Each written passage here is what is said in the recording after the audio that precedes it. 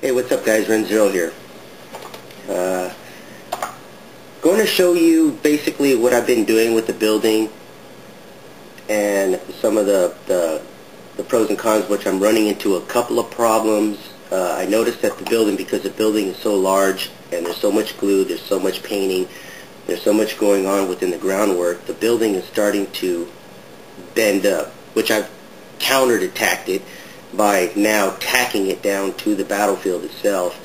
And now with that being tacked and still continuing the build and the spray and getting all the, once you start getting the acrylic in there, now it's going to hold that building into place. And so I countered that.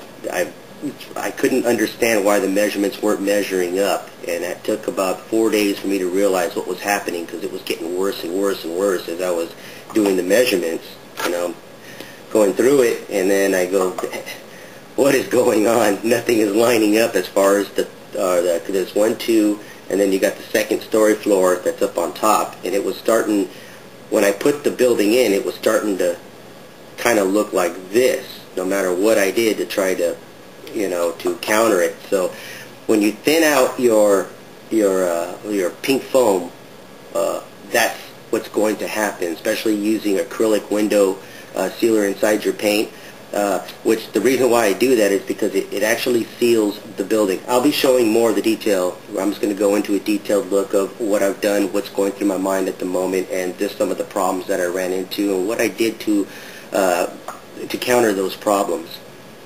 So without further ado, I'll bring you guys into the building, and we'll go through it step by step. This is Renzo. Okay, here we are. Now, I started the first coat, which you guys all saw. It was the black acrylic using window sealer inside. Here, that's not the sound of regular foam when you get regular foam. That's the kind of sound you get. Now it's rock hard. You can't move this even if you wanted to. This is really, it almost feels like it was built this way, molded and set up. None of these are going anywhere. All the stakes, everything, you can knock it, hit it. It's not going to pull out of place. But what I did was, I'm going to show you all of this, all in detail. I do have it all documented on video. But this is all dry brush. All I did was I black coated it, dry brushed it, got my tones, my earth tones that I want to do. I'm going to start putting in the burnt grass, kind of a setup all the way, do more detail. I'll bring you up more closer.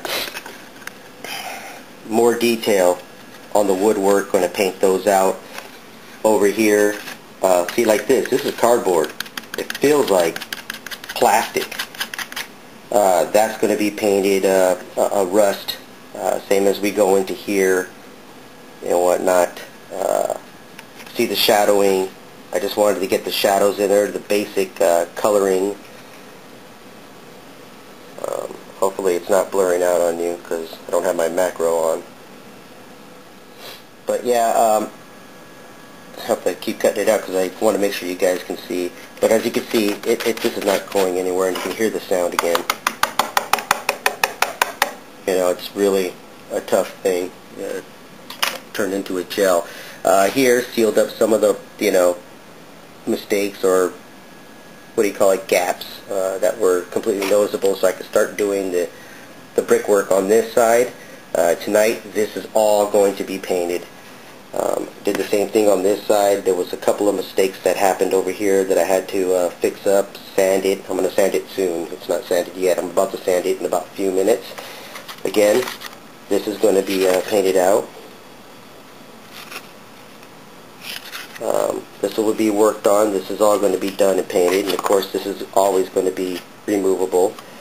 But yeah, I wanted to give you guys an update on what's happening. These are all going to be painted out concrete color. But again, I paint in stages. I wanted to make sure I got all the detail, not sacrificing any kind of detail as I'm moving across. Here, this building is basically just tacked into place. Again, like I said, there was a gap that started to rise up right here, and also on this side of the building, same gap was starting to raise up, and I couldn't figure out how to keep it from happening. And then I just came up with an idea. We'll tack it all down, we'll paint it all out, do all the work that I need to do, and when it all dries, it's going to dry into that position instead of me letting it naturally dry and it starts to pull against the whole entire building. And it's a gigantic building, guys, you know. And for this size of building, the foam cannot withstand, you know, the interior, what's happening, you know, over here, the painting, the gluing, the hot gluing, you know, then the painting up on here. It just started to soak up and starting to bend the building. So I couldn't let that happen, not with this much work. The only thing that really kept it stable, which I realized, was the center because of this. This was all glued into place, and if you look underneath, let me get a closer view, it's all sealed. Use plaster and everything else to seal the holes and gaps and everything just before, you know, the initial painting. And that's what held the middle to be solid. And of course over here, these are the weaker parts of the building. That's where it started to fold up. But problem solved. I will fix it. There we go, guys. Still picks to come. Can't talk now. Yeah, I got to get back to work on this building. I plan to have this floor groundwork completed. Also, getting into the building. Want to get the outside of the building done. So I have a little bit more detailed work to do. It'll take me about an hour. Plus, I'm a little sick. But thanks for watching, guys. Keep on watching. I got more to show. This is Renzero.